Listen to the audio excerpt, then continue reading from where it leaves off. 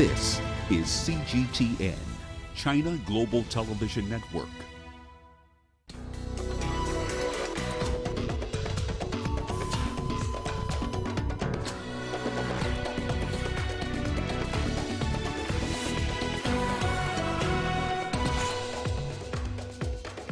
Tanzanian President John Magufuli dies at the age of 61.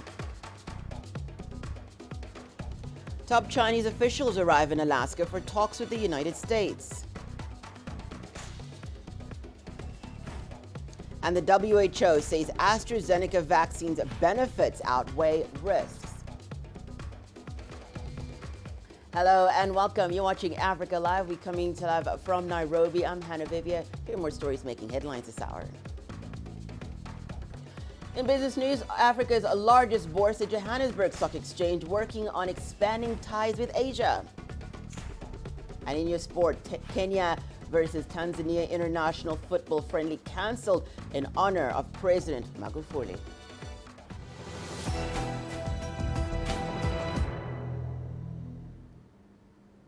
Senior Chinese diplomats have just arrived in Alaska for talks with the United States.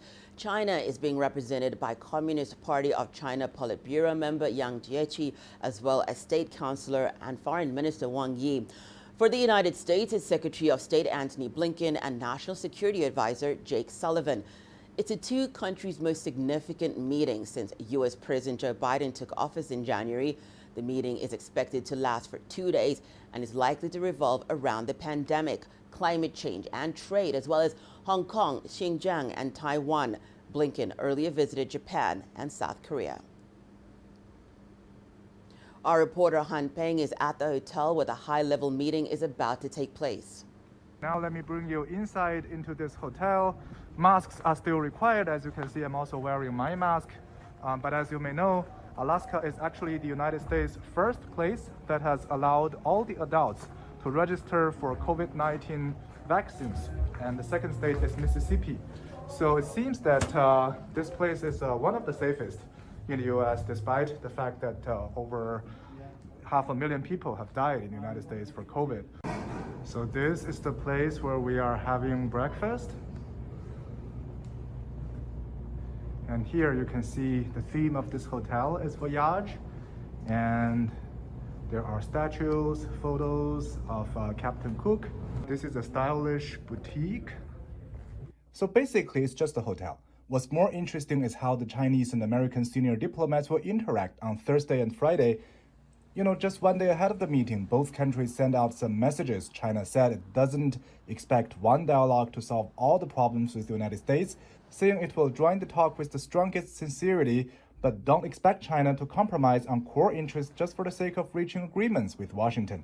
The White House said the one China policy remains unchanged, but maintains its tough stance against Beijing on many other issues. Will the next 2 days in Alaska at least become a start of a more rational, honest, and constructive relationship, as what Ambassador Cui Tiankai said today? It remains to be seen. Well, ahead of the meeting between Beijing and Washington, CGTN's Su Huao delves into how the two participants on the U.S. side, Secretary of State Antony Blinken and National Security Advisor Jake Sullivan, feel about China. Antony Blinken says China is the biggest geopolitical challenge the United States faces in the 21st century. When outlining the new administration's foreign policy priorities, he added China is the only country with the economic, diplomatic, military, and technological power to seriously challenge the international system. Our relationship with China will be competitive when it should be, collaborative when it can be, and adversarial when it must be. In response, Beijing says China brings opportunities instead of challenges to the world, and such ideological cliches would not do the U.S. any good. Similar to his predecessor Mike Pompeo, Blinken has been critical of China on almost every front. On COVID-19, Blinken said China has not been transparent since the initial outbreak to now. On Xinjiang, he claimed the genocide is being committed there, calling on China to provide international access to the region. And on Hong Kong, he recently said the U.S. will take action against what he calls violations of human rights there. Despite all the criticisms, Blinken is not closing the door on cooperation with China. For example, he said battling the climate change will be in the interest of both countries. Analysts have said the U.S. needs China to make progress on issues such as the DPRK. Unlike Blinken, Jake Sullivan has been relatively quiet on China. Back in 2017, he said the U.S. should encourage China's rise. And in 2019, he said Trump's tariff tactics against China were not working. We are focused on steel, soy, coal. China's focused on quantum computing, AI, biotechnology. They're not thinking about their growth rate in the next quarter. They're thinking about their growth rate in the next quarter century. To counter China's rise, Sullivan said in January that the U.S. should work with its allies to address what he calls trade and technology abuses. Asked about the upcoming meeting in Alaska, Sullivan said tariffs would not take center stage in talks. He said this is a message to China that Washington will engage with Beijing at a strategic level. Su Huiao, CGTN, Beijing. Earlier, China Media Group interviewed the Chinese ambassador to the United States, Sui Tiankai, for his thoughts on the meeting. 这一次双方在安克雷奇举行这么高级别的 This high-level dialogue between the two sides in Anchorage is indeed the first face-to-face dialogue and communication between officials of this level since the Biden administration took office. I think both sides attach great importance to it. We have done a lot in preparation in the past few days. Of course, we don't expect to solve all problems in one dialogue, so we don't have anything unrealistic. We hope this can be a beginning, and the two sides will start a process of honest, constructive, and rational dialogue and communication. If this can be achieved, the dialogue will already be successful. In short, I hope that both parties will come with sincerity and live with a better understanding of each other. 我认为任何国家之间的这种对话沟通 I believe that the prerequisite for dialogue and communication between any countries is that both sides should have the spirit of equality and mutual respect. The several issues you mentioned just now involve China's national sovereignty, territorial integrity, and national unity. With regard to these core interests, China has no room for compromise and concessions. This is also the attitude we will make clear in this meeting. If they think China will compromise and give in under the pressure of other countries, or China wants to pursue the so-called result of this dialogue by accepting any unilateral request, I think they should give up this illusion, as this attitude will only lead the dialogue to a dead end.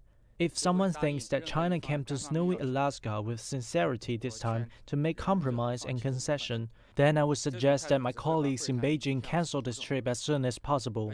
Why bother to come here? I hope the people with such ideas should give up this illusion. 国家之间 总是会有一些问题需要 There are always some issues that need to be discussed and communicated between countries. In my opinion, they can talk on the issues that they are concerned. Of course, it is their business if the United States and other countries want to develop their bilateral relations. We just hope that any such bilateral activities will not target on a third country or harm the interests of a third country. Some people may think they meet with other countries to raise their voices before the meeting with the Chinese officials. In fact, this approach is not necessary and not very useful at all. Just like someone who walks at night alone will sing to help increase courage, but it is not of much use. If you have any questions, you should talk to the Chinese side face-to-face directly. And I think that most countries in the world, including some allies of the United States and the U.S. allies in Asia, have several big questions. One is whether the United States can truly play the role of a responsible stakeholder in international affairs. The second question is whether the United States is really ready to return to multilateral cooperation and make its due contribution to multilateral cooperation. There is another question. Is the United States really prepared to show due respect to the interests of other countries and listen to the voices of other countries? I think these concerns exist in the hearts of most countries in the world, including allies of the United States, but some countries do not speak up. I hope that the United States can understand everyone's concerns. 其实美方做这种 In fact, it is not the first time that the U.S. has harmed Chinese sovereignty and bilateral relations. Our position is very clear. We firmly oppose it and we take necessary countermeasures, and this time is no exception. We will also express our position clearly in this meeting and will not make compromises and concessions on these issues in order to create a so-called atmosphere. We will never do that. 其实我们已经采取一些了。 We've already taken some countermeasures. With the situation evolving, we will continue to do that if necessary. The high-level meeting between China and the U.S. has raised hopes among some that both sides can lay the foundation for future talks. But with a number of key differences, navigating the relationship will not be easy. Liu Jianxun has more. Thursday will see the first high-level meeting between leading Chinese officials and U.S. officials since Joe Biden took office. Despite all the challenges, Zhao Hai, a research fellow from Chinese Academy of Social Sciences, says he's positive about the meeting. It's just like two friends. When you stop talking for a long time, you're flying blind, basically, and you could misinterpret each other's intentions. As we know, this bilateral relation continued to deteriorate during the late Trump administration. From kicking journalists out of each other's country to the damaging trade war and frictions over the pandemic. In Zhao's view, former U.S. President Donald Trump's policy towards China was unsustainable. Zhao says he's now interested in how much of a difference Biden's approach can make. I think President Biden and his administration has made it quite clear that they wanted to maintain a competition relationship with China, even though that competition could be so-called stiff. However, they don't see that this bilateral relationship as, at this moment, adversarial, and they have insisted that they don't want to go into a new Cold War. Before any details of the meetings go public, experts say getting the relationship back on track will be tough. But it's hoped that Beijing and Washington both can move forward and develop a clearer picture for what they both expect from future negotiations. Liu Daxin, CGTN, Beijing.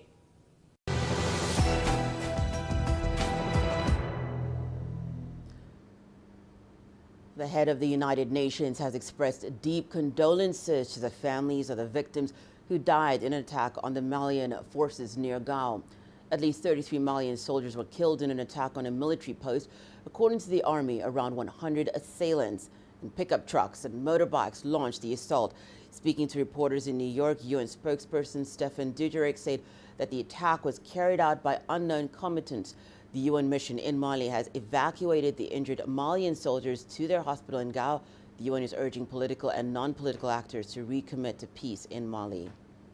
The violence that we're seeing is also due, I think, to the lack of political movement. And I think it is very important that those parties in Mali, and as you know, which is undergoing a transition. We know what happened last year, and we're working with the national partners and international partners to ensure smooth transition. But it is very important that all political actors and some of the non-political armed actors reconvene and recommit, rather, to the peace agreements and the accords that had been signed, for the sake of the people of Mali. And as you see, the security situation is not going in the right direction. A lot of news coming in this news hour. We'll have more for you after the short break.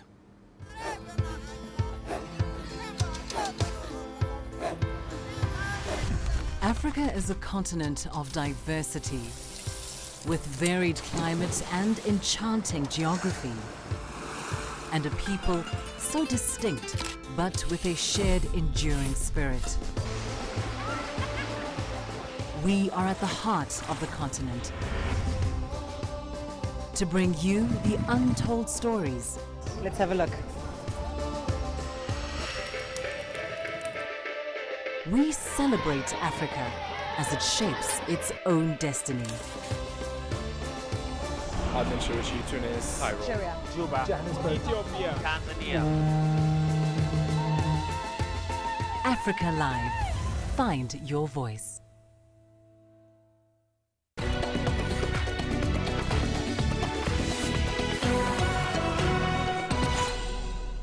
Welcome back. You're watching Africa Live. The World Health Organization says the benefits of the Astrazeneca COVID-19 vaccine far outweigh its risks. It is therefore recommended that inoculations using the vaccine continue. The WHO listed the Oxford Astrazeneca vaccine for emergency use last month. It is believed this widened access to what is said to be a relatively inexpensive shot to the developing world. Here's CGTN's Wanja Mungai with more.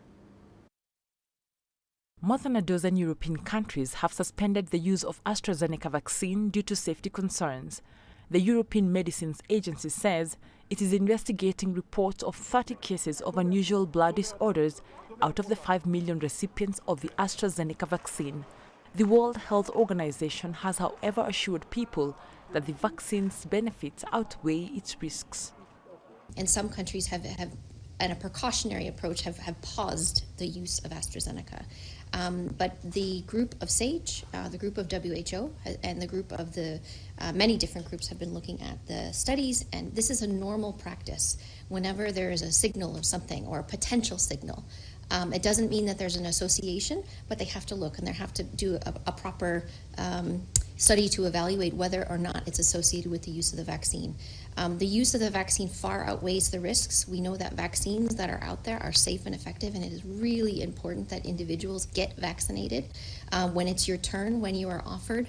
Vaccines have saved millions of lives, but vaccines are biologic products, and we have to use them carefully and safely, and as Maria said, these products have been proven to be safe. But when you start to use vaccines at large scale, problems that were potentially very rare can crop up, and that's why we have this post-distribution enhanced surveillance. And in fact, we've been watching very carefully for anything that may go wrong. So let's wait and let's see. We would advise people to keep taking the vaccines.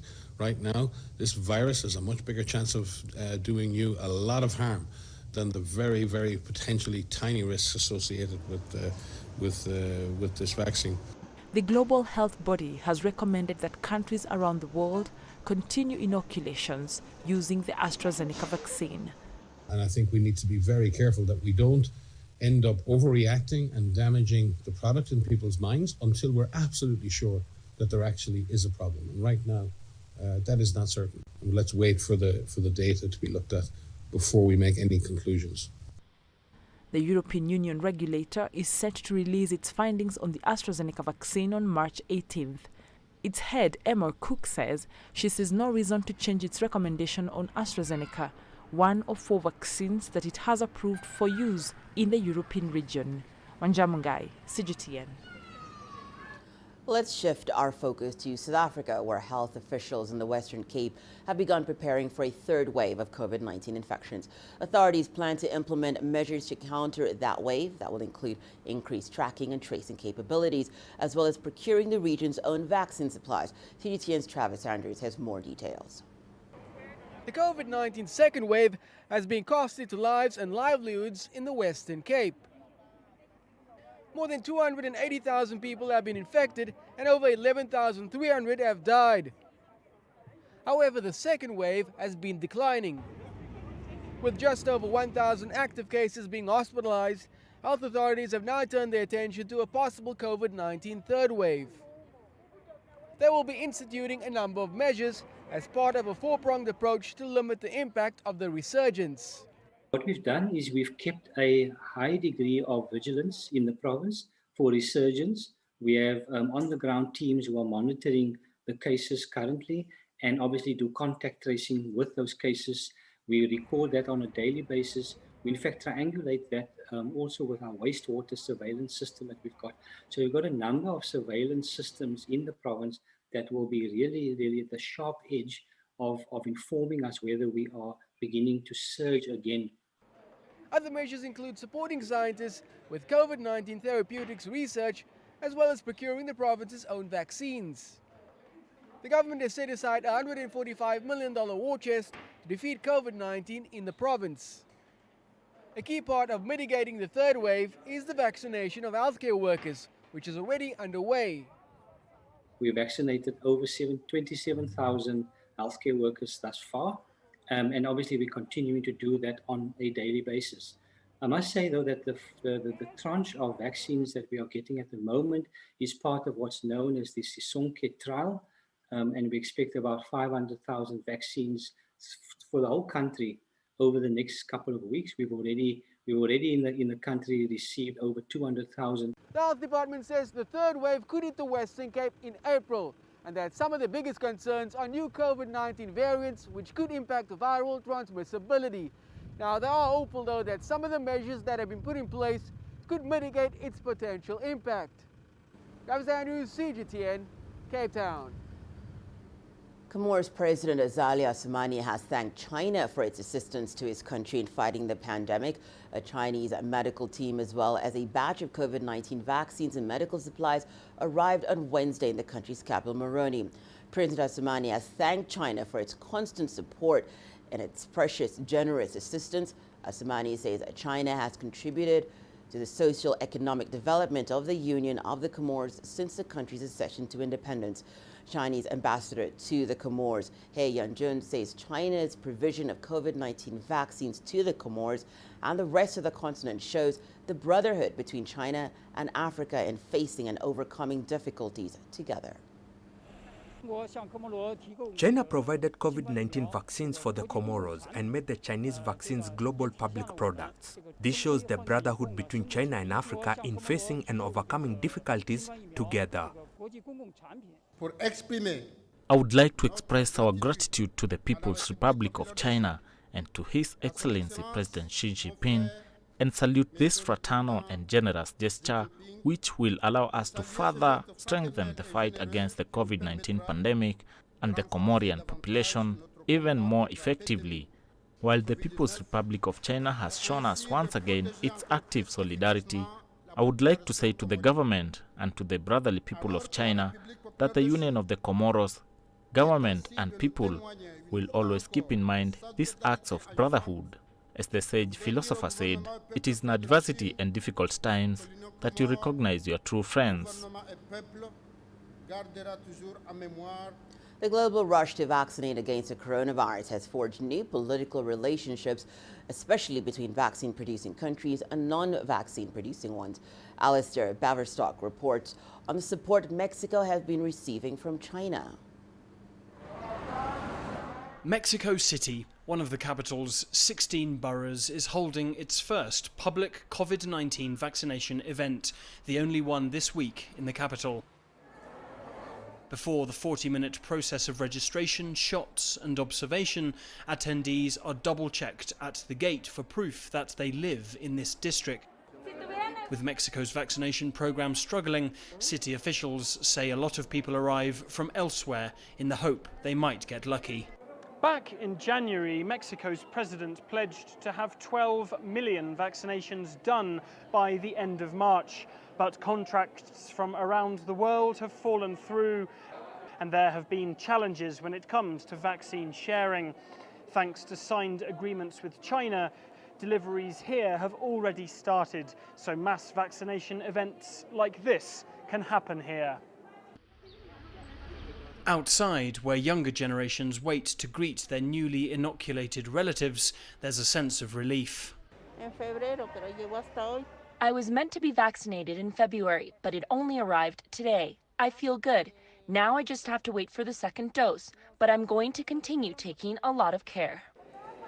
Mexico has vaccinated just over 2.5% of its population, far behind the average for developed nations. China has become the country's most important source of vaccines. Mexico has doubled its order of Sinovac vaccines to 20 million doses and is preparing to finish and bottle 35 million CanSino jabs. Mexico has ordered 12 million doses of the Sinopharm product, despite not having approval from its medical regulators. Marta Delgado is Mexico's foreign undersecretary in charge of securing vaccines. She spoke exclusively to CGTN on the two countries' ever closer ties. China has been developing very good science and technology, and in Mexico we have a lot of opportunities. This gave us the opportunity to better know how they are working. They are working at very, very, very high level, scientifically speaking, and it's very inspirational for us to see this experience from China, but the alliance with China, with other countries.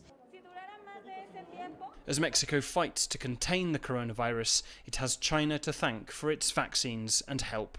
Alistair Baverstock, CGTN, Mexico City. The European Union has unveiled plans for a vaccine pass that would allow for free travel within the bloc. It is hoped the pass will revive the bloc's tourism industry. The Green Digital Certificate will link to vaccination certificates, tests, and COVID recovery information.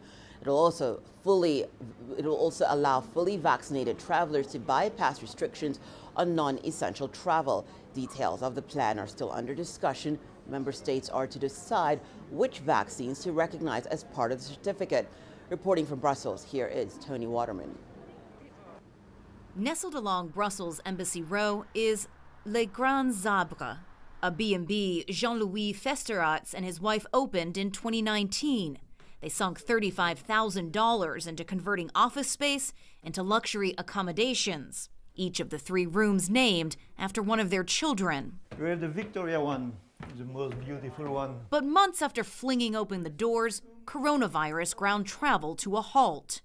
Ever since, business has been sporadic, some weeks full, then barren stretches for weeks. Before we had reservation 3-4 months before, and now it's only last minute. And before it was people from America, Canada, everywhere. Now it's only the country around Belgium. A vaccine passport could be the jolt the EU tourism industry and its 30 million workers need, a way to safely reopen borders, end costly lockdowns, and restore some semblance of normality. When we travel, we usually carry with us 2 key pieces of documentation, our passport and also our vaccination card.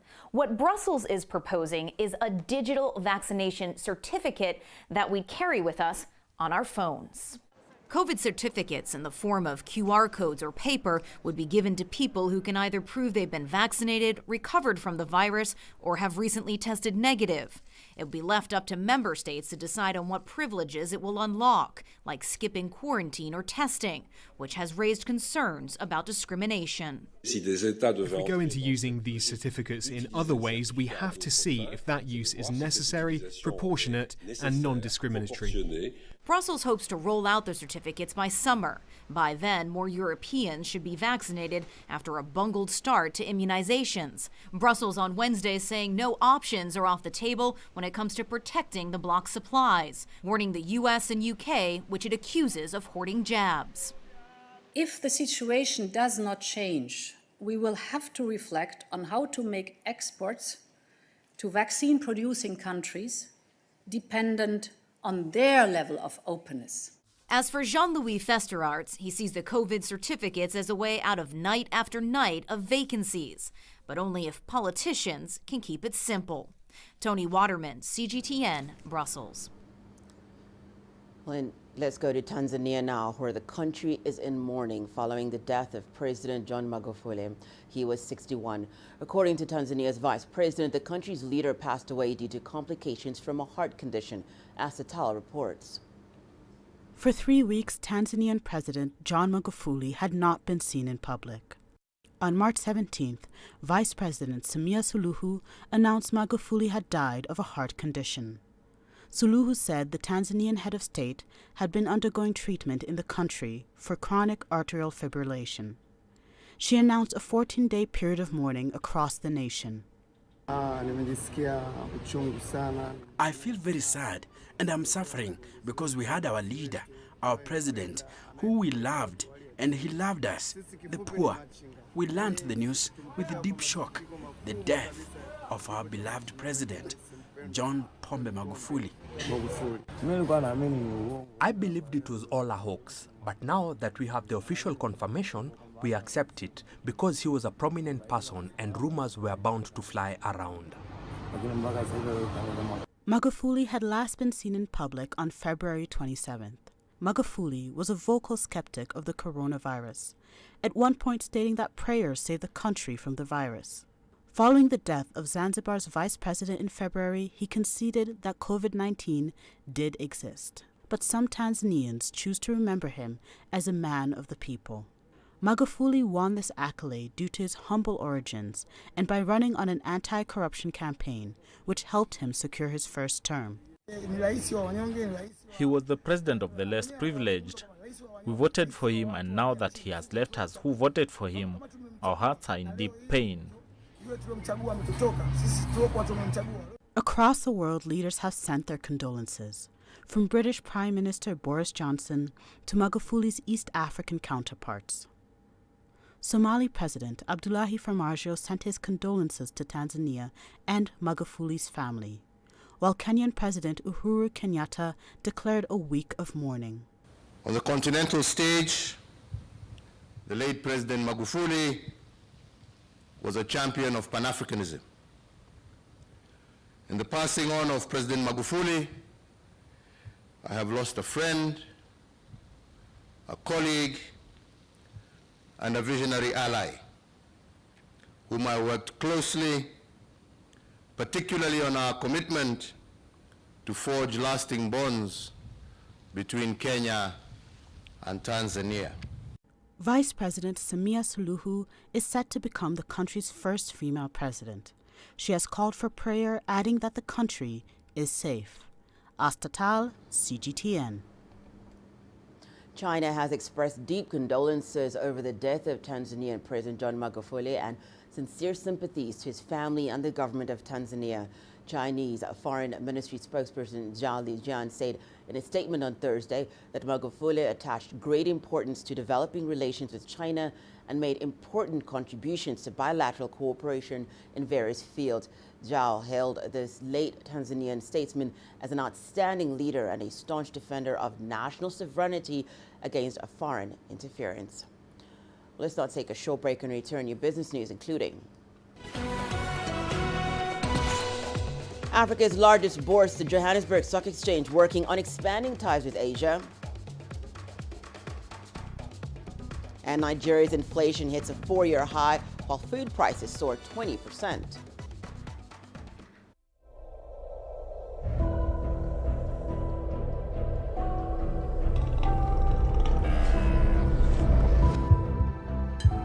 It's just taken me completely out of my depth, but at the same time, it's exciting. It's new, it's different, it's a challenge. It's really exciting.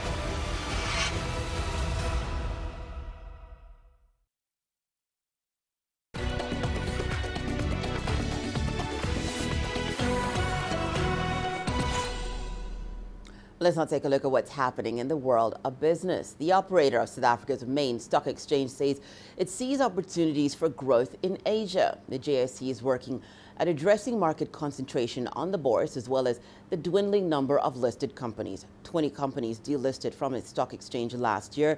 Now the JSE is exploring the markets of Hong Kong, Japan, Singapore, and China to reverse that trend. From Johannesburg, here is Sumitra Naidu. Despite the chaos caused by COVID, the JSE enjoyed a strong performance in 2020. The volatility led to record trading volumes. Net profits for the first half year were up 22%, but there were over 20 delistings in the year. The JSE is now exploring ways of improving inward investment, and it's looking to Asia. The JSE market already has some significant level of global participation, and we've seen that sort of steady interest over the years. However, we definitely have had very limited activity from Asia. And one of the things we're trying to do is sort of drive up interest in that space. But it may take time and some convincing. Asia has 4 of the top 10 exchanges in the world. Japan comes in second after the U.S., followed by Hong Kong, Shanghai, and Shenzhen in China. It's absolutely critical that we pick the right partners and the right providers in this space. We've already made some really good headway with the Shanghai Exchange through their data subsidiary, the CGTN. We've signed a cooperation agreement with them last year, which really gives them the license and the right to distribute our live market data to their network. China's stock market capitalization is sitting at a record $10 trillion.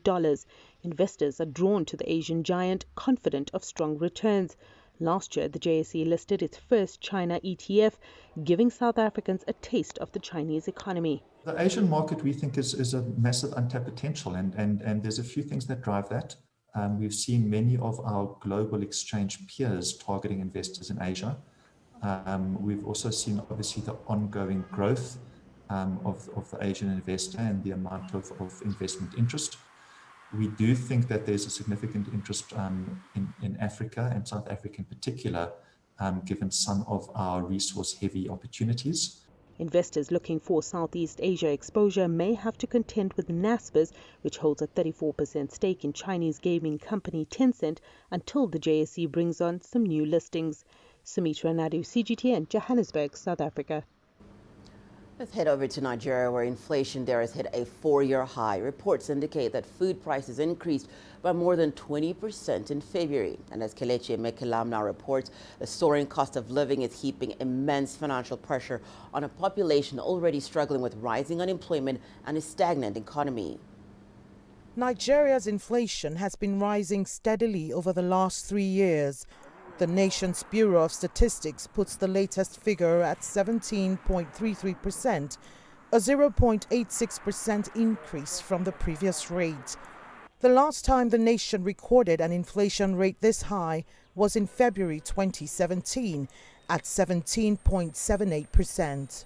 The current inflation rate of Nigeria should worry not only Nigerians, but worry the whole world, considering the fact that Nigeria is supposed to be the largest economy in Africa. This position is very worrisome because when we look at the inflation rate of other African countries, they are not anywhere near where we are today. The persistent rise in the Customer Price Index indicates that Nigerians are spending more, reducing the purchasing power of an average consumer. The continuous rise in inflation is impacting on the citizens negatively, with a deleterious effect on the economy. One, it means that the citizens have to spend more to get to purchase goods and services. That means that Nigerians have to spend more getting little food. That means the issue of food insecurity will be aggravated, and Nigerians will be subjected to more hardship and deprivation. Food inflation jumped to 21.79% from 20.57%. Insecurity, especially in the country's northern region, has disrupted farming activities. The economic impact of the COVID-19 pandemic is still being felt, all backed up by weak fiscal policies. The level of insecurity in the country is so much that to even the movement of goods from one part of the country to another has become impossible, creating a big gap in the supply chain, and as a result, forcing the prices of goods to go up. And beyond also the issue of insecurity, like we mentioned, is also government policies around foreign exchange, because we also know that most of the goods we consume are imported, and at what rate? At higher dollar rates. Economic watchers project that inflation could get worse in the coming months if real interventions don't happen soon. We need to also do everything to ensure that we continue to manufacture locally, because you can see that the manufacturing sector is going down every day, and we need to reactivate the sector so that when we have many areas where factories are established, producing again and producing even up to half of their capacity, we're going to be having enough goods and services for the market. When competition continues to exist, you see that prices will be forced down. Experts advise government to consolidate on policies that would help strengthen local currency, the naira, as well as tackle insecurity. This would enable farming communities resume activities, boost local production, and ultimately cut down on imports. Kelechi Emekalam, CGTN Abuja, Nigeria. Over in Zimbabwe, the mines minister there says the country is on course to triple its mining revenue by 2023. The sector is Zimbabwe's leading foreign currency earner. It's also projected to help the country attain upper middle class income by 2030. Farah Mokutia tells us more. 2020 performance of 3 out of 5 key minerals has given officials reason to believe they can grow mining revenue from $4 billion per annum to $12 billion by 2023. Production of platinum, diamonds and coal were all up from 2019 levels. New mines, notably the country's largest platinum project, Great Dyke Investments, are progressing well and will boost growth. This is coming to production very soon because construction is actually taking place. And it will come to full throttle in 2023. And this is a 2023 vision. So that coincides. And if that happens, then we are going to be able to double the platinum industry if this GDI comes into operation. But chrome and gold underperformed. Deliveries of the latter have retrogressed because of several mine closures and smuggling, which has increased due to low producer prices being offered by the central bank. We need to, to incentivize exploration, especially in the gold sector. There hasn't been any exploration, both brownfield and greenfield. Then we also need to capacitate the Ministry of Mines and Mining Development in terms of its ability to render technical support to the mining industry. Government has been urged to expedite new mining legislation and to accelerate reforms to improve the investment climate. We need to complete what needs to be completed in terms of framework, be it legal framework, policy framework, a regulatory framework. Those things need to be completed. Otherwise, we are wasting our time. We need to make the mining industry in Zimbabwe competitive, comparing to other mining jurisdictions. You are looking at pricing, you are looking at the fiscal regime, you are looking at ease of doing business. And then the last thing is stability. We have had, inconsistencies in the past, sudden changes that affect, investor perceptions. Those things need to be addressed. The launch of the US dollar-denominated Victoria Falls Stock Exchange is seen helping mining houses raise investment capital. Farai Mwakutuya, CGTN, Harare, Zimbabwe. South Sudan is facing food shortages following last year's drop in harvests. That's the warning from the International Committee of the Red Cross. The organization's latest assessment reveals that communities in 9 out of 10 states harvested on average 50% less cereal and vegetables in 2020 compared to 2019. With more details on that report, here's CGTN's Patrick Oyet. The ICRC says food production declined due to the combined impact of conflict and natural disaster. It says unrelenting heavy rains last year resulted in extreme flooding. Some crops were entirely washed away in the eastern and northern parts of the country. More than 1 million people are displaced due to flooding. The ICRC says tens of thousands of families are struggling for survival. If we have the repeated episodes or the continuation of the conflict, violence and displacements and insecurity, then definitely this will aggravate the situation. The ICRC says it is trying to promote dialogue among communities to minimize conflicts and allow farmers to cultivate. Another rainy season is expected to begin in April, meaning if flooding continues, then more people could be displaced and will be entirely reliant on food aid. South Sudan's economy is also feeling the effects of the COVID-19 pandemic. There is hyperinflation and the government has not been able to pay civil servants for the past 8 months. However, it says it is working to address the situation. This is actually a time we can tell them that, look, the government with the international community are really caring and have started addressing, part of the challenges they are meeting. The ICRC says it is providing farm tools and seeds to communities where conflicts have reduced, so they transition from depending on aid to producing their own food. But in the short term, tens of thousands are at risk of hunger. Patrick Koyet, CGTN, Juba, South Sudan.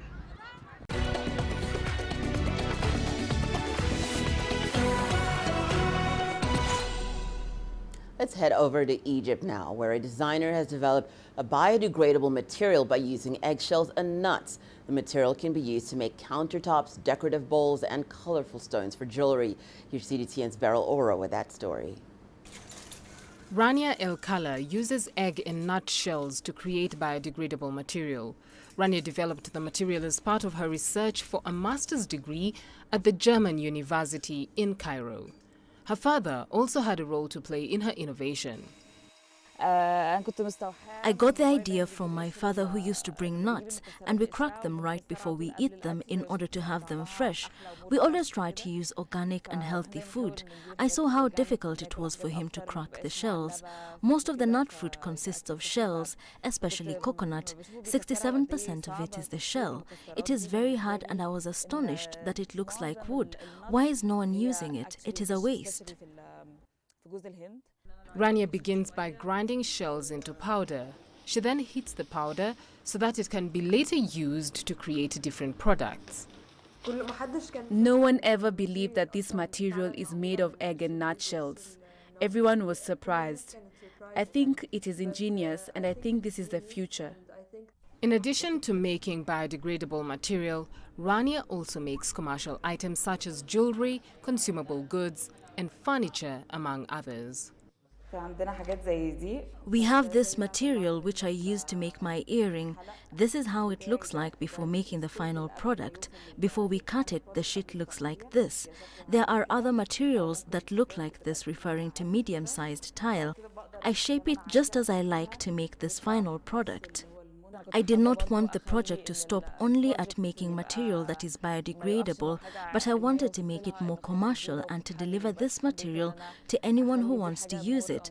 I try to use it in making furniture, lighting, consumable goods like combs or watches. I also partner up with other people, so it's not only me who is making the products. I can be a material supplier to anyone who wants to use this material for their projects. I can customize it. I can make it hard, soft, according to the color I want, or transparent. As the world shifts to more environmentally friendly options, Rania hopes her biodegradable material will inspire Egyptians to think of better ways of conserving the environment.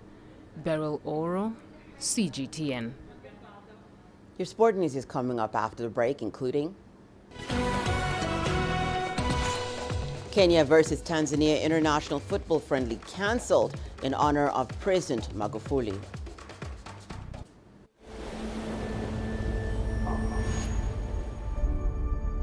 How would you create your legend? On the fields, on the tracks, in the arenas of Africa. Were you born to be a player? Could this moment be yours?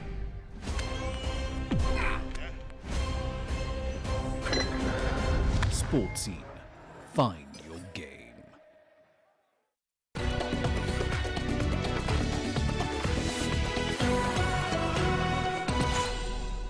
It's time now for your sport news. Following the death of Tanzanian President John Magufuli, Football Kenya Federation has announced the cancellation of Thursday's international friendly between Harambee Stars and neighbors Taifa Stars.